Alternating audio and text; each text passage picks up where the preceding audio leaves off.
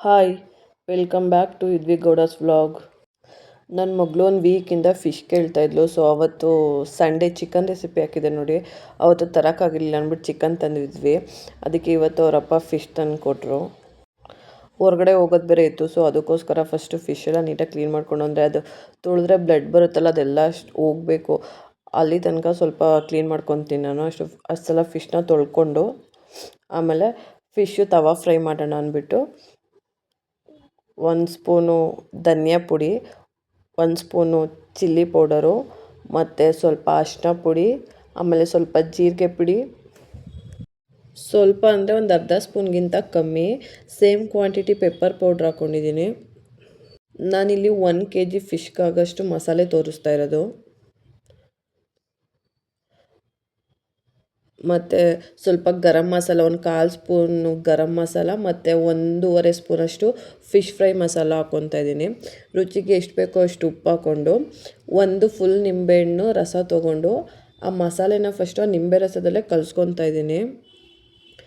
ಆಮೇಲೆ ಕ್ವಾಂಟಿಟಿಗೆ ಎಷ್ಟು ನೀರು ಬೇಕೋ ಅಷ್ಟು ಸ್ವಲ್ಪನೇ ನೀರು ಹಾಕ್ಕೊಂಡು ಮಸಾಲೆನ ಕಲಿಸ್ಕೋಬೇಕು. ಮಸಾಲನ ತುಂಬ ತೆಳುಗೇನು ಕಲಿಸ್ಕೊಳ್ಳೋದು ಬೇಡವಾ, ಹಂಗಂತ ಲಡ್ಡು ಥರ ಗಟ್ಟಿ ಬರುತ್ತಲ್ಲ ಅಷ್ಟು ಗಟ್ಟಿನೂ ಬೇಡ.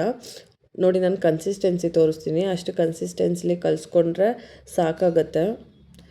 ಇಷ್ಟೇ ಮಸಾಲನೇ ಅಷ್ಟು 1 kg ಫಿಶ್ಗಾಗತ್ತೆ. ಮತ್ತು ಫಿಶ್ನ ತೊಗೊಂಡು ಎಲ್ಲ ಸೈಡು ಕ್ಲೀನಾಗಿ ಮಸಾಲ ಎಲ್ಲ ಇಟ್ಕೊಬೇಕು. ಆ ಥರ ಎಲ್ಲ ಕಡೆನೂ ನೀಟಾಗಿ ಅಪ್ಲೈ ಮಾಡಬೇಕು. ಅಂದರೆ ತುಂಬ ಮೆತ್ತೋದೇನು ಬೇಡ, ಲೈಟಾಗಿ ಅಪ್ಲೈ ಮಾಡಿದ್ರೂ ಆಗುತ್ತೆ. ಮಕ್ಳುಗಳಿಗೆ ಅಂದರೆ ಸ್ವಲ್ಪ ಖಾರ ಕಮ್ಮಿನೇ ಹಾಕ್ಕೊಳ್ಳಿ. ನಾನು ಎಲ್ಲ ಪೀಸ್ಗಳಿಗೂ ಮಸಾಲ ಅಪ್ಲೈ ಮಾಡಿ 1-2 hour ಅದೆಲ್ಲ ಸ್ವಲ್ಪ ಅಬ್ಸರ್ವ್ ಆಗಬೇಕು ಇಟ್ಟಿದ್ದೀನಿ.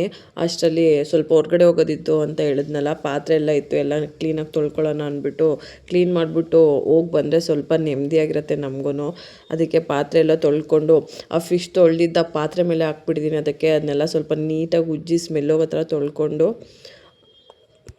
ಆಮೇಲೆ ಸಿಂಕ್ನೂ ಅಷ್ಟೇ, ಅದು ಹಂಗೆ ಬಿಟ್ಟರೆ ಫಿಶ್ದು ಸ್ಮೆಲ್ಲು ಸ್ಮೆಲ್ ಹಂಗೆ ಬರ್ತಾಯಿರುತ್ತೆ. ಸೊ ಅದಕ್ಕೆ ಸ್ವಲ್ಪ ಸಿಂಕೆಲ್ಲನೂ ಸೋಪ್ ಹಾಕಿ ಉಜ್ಕೊಂಡು ಕ್ಲೀನ್ ಮಾಡಿಕೊಂಡೆ. ಫಿಶ್ಶು ತಿನ್ನೋಕ್ಕೆ ಎಷ್ಟು ಚೆನ್ನಾಗಿರುತ್ತೋ, ತಿಂದಮೇಲೆ ಒಂದಿನ ಫುಲ್ಲು ಆ ಚೊಂಬುಗಳಲ್ಲಿ ನೀರು ಕುಡಿಯೋ ಚೊಂಬು ಬಳಸಿರೋ ಪಾತ್ರೆಲೆಲ್ಲ ಅದು ಸ್ಮೆಲ್ ಹಂಗೇ ಬರ್ತಾಯಿರುತ್ತೆ. ಫಿಶ್ ತಿಂದಮೇಲೆ ಒಂದು ಸಲ ವಾಶ್ ಮಾಡಿದ್ರೆ ಅದಾದಮೇಲೆ ಇನ್ನೊಂದು ದಿನ ವಾಶ್ ಮಾಡಿದ್ರೇ ಅದ್ರ ಸ್ಮೆಲ್ಲೆಲ್ಲ ನೀಟಾಗಿ ಹೋಗೋದು ಅನಿಸುತ್ತೆ. ಬೇರೆ ಏನಾದರೂ ಟಿಪ್ಸ್ ಇದ್ದರೆ ಅದ್ರ ಸ್ಮೆಲ್ಗೆ ಹೋಗೋಕ್ಕೆ ನನಗೂ ಒಂದು ಸ್ವಲ್ಪ ತಿಳಿಸಿ ಕಮೆಂಟ್ ಮಾಡಿ. ನಾವು ಹೊರ್ಗಡೆ ಹೋಗ್ಬೇಕಂದ್ರೆ ಒಬ್ರಿಬ್ರು ಹೆಣ್ಮಕ್ಳಿದ್ರೇ ಲೇಟ್ ಆಗುತ್ತೆ. ನಮ್ಮ ಮನೇಲಿ 3 ಜನ. ಸೊ ಕೇಳಬೇಕಾ ಇನ್ನೂ. ಒಬ್ಬೊಬ್ರು ರೆಡಿ ಮಾಡಿ ನಾನು ರೆಡಿ ಆಗೋಷ್ಟರಲ್ಲಿ ಸಾಕಪ್ಪ ಹೋಗೋದೇ ಅನಿಸ್ಬಿಡುತ್ತೆ. ಅದರಲ್ಲೂ ನನ್ನ ಮಗಳು ಆ ಬಟ್ಟೆ ಬೇಕು ಈ ಬಟ್ಟೆ ಬೇಕು ಅಂತ ಒಂದು ಬಟ್ಟೆ ಹಾಕ್ಕೊಳ್ಳೋಕೆ 4-5 ಬಟ್ಟೆ ಬಿಚ್ಬಿಟ್ಟು ಬಿಸಾಕ್ತಾಳೆ.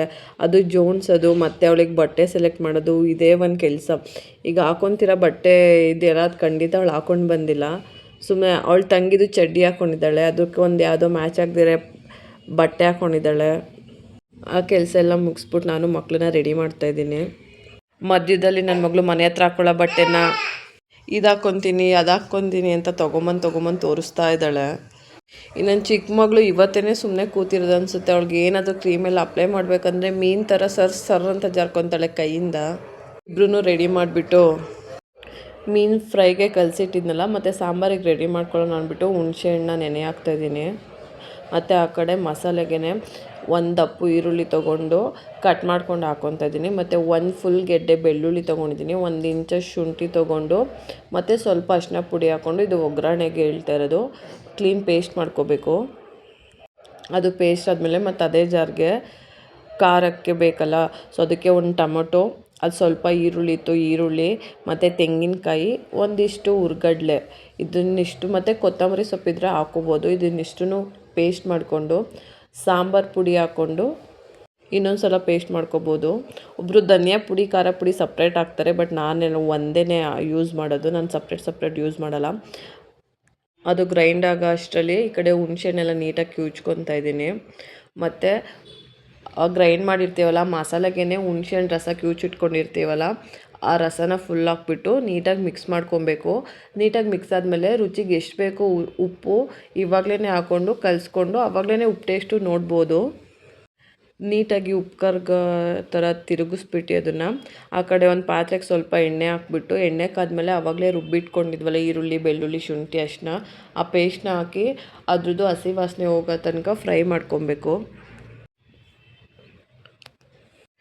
ಅದು ನೀಟಾಗಿ ಫ್ರೈ ಆದಮೇಲೆ ಖಾರಕ್ಕೆ ಮಸಾಲೆ ರುಬ್ಬಿಟ್ಕೊಂಡಿದ್ವಲ್ಲ ಅದಕ್ಕೆ ಹಾಕ್ಬಿಟ್ಟು ಒಂದು ಸ್ವಲ್ಪ ಅಂದರೆ ಆ ಮಸಾಲೆ ಸ್ಮೆಲ್ ಹೋಗೋ ತನಕ ಕುದಿಸ್ಬೇಕು. ಅಂದರೆ ಒಂದು 15 to 20 ಮಿನಿಟ್ಸ್ ಕುದಿಸ್ಬೇಕು ಆ ಖಾರನ ಚೆನ್ನಾಗಿ. ಮತ್ತು ಸಾಂಬಾರು ಗಟ್ಟಿ ಇರಬೇಕು. ಫಿಶ್ ಸಾಂಬಾರು ಫಿಶ್ ಹಾಕಿದ್ಮೇಲೆ ಸ್ವಲ್ಪ ತೆಳು ಬಂದುಬಿಡುತ್ತೆ. ಅದಕ್ಕೆ ಸ್ವಲ್ಪ ಅಲ್ಲ, ನಾರ್ಮಲ್ ಸಾಂಬಾರಿಗಿಂತ ತುಂಬಾ ಗಟ್ಟಿ ಇರಬೇಕು. ಸಾಂಬಾರನ್ನ ಕುದಿಯೋಕೆ ಇಟ್ಬಿಟ್ಟು ಈ ಕಡೆ ಕೌಂಟರ್ ಟಾಪ್ನೆಲ್ಲ ಕ್ಲೀನ್ ಮಾಡ್ಕೊತಾ ಇದ್ದೀನಿ. ಆಮೇಲೆ ಸಾಂಬಾರು ಕುದಿಯೋಷ್ಟ್ರಲ್ಲಿ ನಾನು ಹೋಗಿ ರೆಡಿಯಾಗೋಣ ಅಂದ್ಬಿಟ್ಟು ಏನೇನು ಬೇಕು ನಂಗೆ ರೆಡಿಯಾಗೋಕ್ಕೆ ಎಲ್ಲನೂ ಎತ್ತಿಟ್ಕೊತಾ ಇದ್ದೀನಿ. ನಾನು ಯಾವ್ಯಾವ ಪ್ರಾಡಕ್ಟ್ ಯೂಸ್ ಮಾಡ್ತಾಯಿದ್ದೀನಿ ಮತ್ತು ಇವತ್ತು ಯಾವ ಡ್ರೆಸ್ ವೇರ್ ಮಾಡ್ತಾಯಿದ್ದೀನಿ ಎಲ್ಲನೂ ಎತ್ತಿಟ್ಕೊಂಡು ಆ ಕಡೆ ಅಷ್ಟರಲ್ಲಿ ಸಾಂಬಾರು ಕೂಡ ಕುದೀತಾ ಇತ್ತು. ಸಾಂಬಾರು ಕುದಿಬೇಕಿದ್ರೆ ಫ್ಲೇಮ್ ಕಮ್ಮಿ ಮಾಡಿಬಿಟ್ಟು ಫಿಶ್ನ ಹಾಕ್ಕೋಬೇಕು.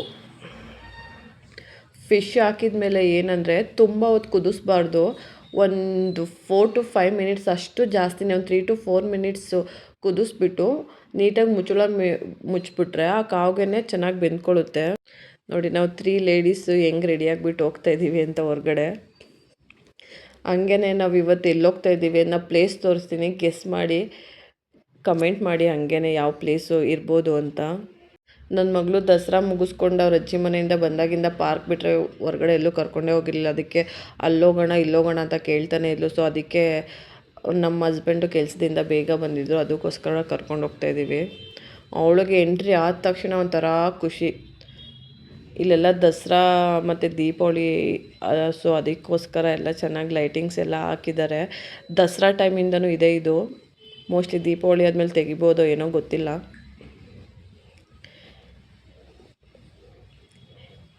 ಇದು ಯಾವ ಪ್ಲೇಸ್ ನಮ್ಮ ಬೆಂಗಳೂರಲ್ಲಿರೋರು ಕಮೆಂಟ್ ಮಾಡಿ. ಹಂಗೆ ಮಾಲ್ ಮುಂದೆ ಮೂವಿದು ಒಂದು ಪೋಸ್ಟರ್ ಹಾಕಿದ್ರು, ಅದನ್ನೊಂದು ವೀಡಿಯೋ ಮಾಡ್ಕೊಂಬಂದೆ. ಮತ್ತು ಇಲ್ಲಿ ದೀಪಾವಳಿಗೆ ಲೈಟಿಂಗ್ಸ್ ಡೆಕೋರೇಟ್ ಮಾಡಿದ್ದಾರೆ, ಹ್ಯಾಪಿ ದೀಪಾವಳಿ ಅಂತ. ಅದರೊಳಗಡೆ ಹೋಗಿ ಫೋಟೋಸ್ ತೆಕ್ಕೊಳ್ಳೋದು ಎಲ್ಲ ಮಾಡ್ತಾಯಿದ್ರು. ಒಂಥರ ಚೆನ್ನಾಗಿದೆ ಎಲ್ಲ ಲುಕ್ಕು ಆಚೆಯಿಂದ. ನೋಡಿ ಒಳಗಡೆ ಎಲ್ಲ ಈ ಥರ ಡೆಕೋರೇಷನ್ ಮಾಡಿದ್ದಾರೆ, ಅಲ್ಲ ಲೈಟಿಂಗ್ಸ್ ಮಾಡಿದ್ದಾರೆ. ನಾವು ಹೋಗಿ ಸ್ವಲ್ಪ ಫೋಟೋಸ್ ಎಲ್ಲ ತೆಕ್ಕೊಂಡು ಬಂದ್ವಿ. ಎಸ್ ಅಫ್ಕೋರ್ಸ್ ಇದು ಒರೈನ್ ಮಾಲ್. ನಮ್ಮ ಮನೆಯಿಂದ 5 ಮಿನಿಟ್ಸ್ ಅಷ್ಟೇ ಒರೈನ್ ಮಾಲ್ಗೆ. ಈ ಕಡೆ ಲೂಲು ಮಾಲ್ಗೂ ಅಷ್ಟೇ 5 ಮಿನಿಟ್ಸ್, ಈ ಕಡೆ ಒರೈನ್ ಮಾಲ್ಗೂ ನಮ್ಮ ಮನೆಯಿಂದ ಒಂದು 5 to 10 ಮಿನಿಟ್ಸ್ ಮ್ಯಾಕ್ಸಿಮಮ್ ಅಷ್ಟೇ. ನನ್ನ ಮಗಳು ಲೂಲು ಮಾಲ್ ಕೇಳ್ತಾಯಿದ್ಲು, ಅವರಪ್ಪ ಇನ್ನೊಂದಿನ ಕರ್ಕೊಂಡು ಹೋಗ್ತೀನಿ, ಇಲ್ಲೇ ಹೋಗೋಣ ಬಲೆ ಲೈಟಿಂಗ್ಸ್ ಎಲ್ಲ ಹಾಕಿದ್ದಾರೆ ಚೆನ್ನಾಗಿದೆ ಅಂದ್ಬಿಟ್ಟು ಕರ್ಕೊಂಡೋದ್ರು. ಹಂಗೇ ಅವಳು ಸ್ವಲ್ಪ ಎಲ್ಲ ಆಟ ಆಡಿಕೊಂಡು, ಮತ್ತು ಅಲ್ಲಿ ನೀರ್ದು ವಾಟರ್ ಇದೆಲ್ಲ ಮಾಡಿದಾರಲ್ಲ ಚಿಲ್ಮೆ ಥರ, ಅದೆಲ್ಲ ನೋಡಿಕೊಂಡು, ಮತ್ತು ಅದ್ರಲ್ಲಿ ಡಕ್ಕೆಲ್ಲ ಇಟ್ಟಿದ್ರು ಲೈಟಿಂಗ್ಸ್ ಎಲ್ಲ ಮಾಡಿ, ಅದನ್ನೆಲ್ಲ ಸ್ವಲ್ಪ ನೋಡಿಕೊಂಡು. ಮಕ್ಳಿಗೆ ಅದೆಲ್ಲ ಅಂದರೆ ಸ್ವಲ್ಪ ಖುಷಿ ಅಲ್ವಾ. ನಾನು ಕತ್ಲೆ ಆಗ್ತಾಯಿದೆ, ಹೋಗಿ ಪಾಪುಗೆ ಅಡುಗೆ ಮಾಡ್ಬೇಕು, ಇನ್ನು ಫಿಶ್ ಎಲ್ಲ ಸುಡಬೇಕು ಮಗಳೇ ಬಾ ಅಂದರೆ ನನ್ನ ಮಗಳು ಬರೋಕ್ಕೆ ರೆಡಿ ಇಲ್ಲ. ಇನ್ನೊಂದು 5 ಮಿನಿಟ್ಸ್ 10 ಮಿನಿಟ್ಸ್ ಅಂತ ಅದನ್ನೆಲ್ಲ ನೋಡಿಕೊಂಡು ನಾವು ಸ್ವಲ್ಪ ಹಂಗೆ ಮಾಲಲ್ಲೆಲ್ಲ ಸುತ್ತಾಡಿಕೊಂಡು ಸ್ವಲ್ಪ ಫೋಟೋಸ್ ಎಲ್ಲ ತೆಕ್ಕೊಂಡು ಬಂದ್ವಿ. ಅಂದರೆ ಅಲ್ಲಿ ಯಾರೋ ಒಬ್ಬರು ಒಂದು ಮರ ಥರ ಇಟ್ಟಿದ್ರು. ನನ್ನ ಹಸ್ಬೆಂಡ್ ಫೋಟೋ ತೆಕ್ಕೊಳ್ಳೋಣ ನಡಿ ಅಂತ ಇದ್ರು. ಪಾಪ ಅವರೇನೆ, ನಾವೇನು ಕೇಳಿಲ್ಲ, ಕೊಡಿ ನಾವೇ ಫೋಟೋಸ್ ತೆಕ್ಕೊಡ್ತೀವಿ ಅಂತ ಪಾಪ ಅವರೇ ಫೋಟೋ ತೆಗ್ಬಿಟ್ಟು ಕೊಟ್ಟರು. ನನ್ನ ಮಗಳು ಚಿಕ್ಕವಳಿಗೆ ಒಂಥರ ಕುಯ್ ಅನ್ನುತ್ತಲ್ಲ ಆ ಥರ ಸ್ಲಿಪ್ಪರ್ ಹಾಕಿದ್ವಿ. ಸೊ ಅದಕ್ಕೋಸ್ಕರ ಬಿಟ್ಟರೆ ಅವಳು ಖುಷಿಯಾಗಿ ಅವಳು ಅವ್ರ ಅಕ್ಕನೂ ಮಾಲ್ ತುಂಬ ಎಲ್ಲ ಓಡಾಡ್ಕೊಂಡು ಬಂದರು. ಅಲ್ಲಿ ಯಾವುದೋ ಬುಕ್ ಸ್ಟಾಲ್ ಎಲ್ಲ ಇತ್ತು. ನಾವು ಸ್ವಲ್ಪ ಅದನ್ನೆಲ್ಲ ನೋಡಿಕೊಂಡು ಮನೆಗೆ ಬಂದ್ವಿ. ಮನೆಗೆ ಬಂದ ತಕ್ಷಣ ಆಲ್ರೆಡಿ ಲೇಟ್ ಆಗಿತ್ತಲ್ಲ, ಸೊ ಮಕ್ಕಳು ಮಲ್ಕೊಂಬಿಡ್ತಾರೆ ಅಂದ್ಬಿಟ್ಟು ಬಂದ ತಕ್ಷಣ ಸ್ವಲ್ಪ ಡ್ರೆಸ್ ಚೇಂಜ್ ಮಾಡಿಕೊಂಡು ತವ ಇಟ್ಬಿಟ್ಟು, ಇದು ಐರನ್ದು ತವ, ಕಾಸ್ಟ್ ಐರನ್ನು, ಒಂದು 2 ಸ್ಪೂನ್ ಎಣ್ಣೆ ಹಾಕ್ಕೊಂಡು ಒಂದೆರಡು ಕರಿಬೇವು ಇದಿಟ್ಕೊಂಡು ಅದ್ರ ಮೇಲೆ ಫಿಶ್ ಹಾಕ್ಕೊತಾ ಇದ್ದೀನಿ. ಒಂದು ಸೈಡು ಫಿಶ್ನ ಒಂದು 2 ಮಿನಿಟ್ಸ್ ಫ್ರೈ ಮಾಡಿದ್ರೆ ಸಾಕು, ಚೆನ್ನಾಗಿ ಕುಕ್ ಆಗುತ್ತೆ. ಮತ್ತು ನಾನು 2 or 3 hours ಆಗಿತ್ತು ಮ್ಯಾರಿನೇಟ್ ಮಾಡೋಕ್ಕಿಟ್ಟು, ಚೆನ್ನಾಗಿ ಉಪ್ಪು ಖಾರ ಎಲ್ಲ ಇಟ್ಕೊಂಡಿರುತ್ತೆ. ಈ ರೆಸಿಪಿನ ನಾನು 2ನೇ ಸತಿ ಟ್ರೈ ಮಾಡ್ತಿರೋದು. ಸಿಕ್ಕಾಪಟ್ಟೆ ಟೇಸ್ಟಿಯಾಗಿರುತ್ತೆ. ನನ್ನ ಮಗಳಿಗೇ ತುಂಬಾ ಇಷ್ಟ ಆಯಿತು. ಅವಳೇ ಇದು ಫಸ್ಟ್ ಟೈಮ್ ಮಾಡಿದಾಗಿಂದ ಯಾವಾಗ್ಲೂ ವಾರಕ್ಕೊಂದ್ಸಲ ಫಿಶ್ಶು ಅಂತ ಕೇಳ್ತಾನೆ ಇರ್ತಾಳೆ. ಒಂದು ಸಲ ಟ್ರೈ ಮಾಡಿ ನೋಡಿ. ನಾನು ಫಿಶ್ ಎಲ್ಲ ತೊಗೊಂಡು ಬಂದು ನನ್ನ ಹಸ್ಬೆಂಡ್ ಎಲ್ಲ ಆಚೆ ಹೋದ್ರು ಬಿಟ್ಬಿಟ್ಟು. ಸೊ ಅದಕ್ಕೆ ನನ್ನ ಮಗಳಿಗೆ ತಿನ್ನಿಸ್ತಾ ಇದ್ದೀನಿ. ಅವಳು ನೋಡಿ ಮುಳ್ಳಿರುತ್ತೆ ಚೆನ್ನಾಗಿ ಅಗ್ಗಿ ಅಂತ ವಿಚಿತ್ರವಾಗೆಲ್ಲ ಹಾಕ್ಕೊಂಡು ತಿಂತಾ ಇದ್ಲು. ಆಮೇಲೆ ಸೂಪರ್ ಅಂತ ಹೇಳ್ತಾ ಇದ್ಲು ಕ್ಯಾಮ್ರಾ ನೋಡಿಬಿಟ್ಟು. ಈ ಥರ ಈಸಿ ರೆಸಿಪೀಸ್ ಬೇಕಂದರೆ ನನ್ನ ಚಾನಲ್ನ ಸಬ್ಸ್ಕ್ರೈಬ್ ಮಾಡ್ಕೊಂಡು ಫಾಲೋ ಮಾಡಿ, ಸಪೋರ್ಟ್ ಮಾಡಿ. Thank you.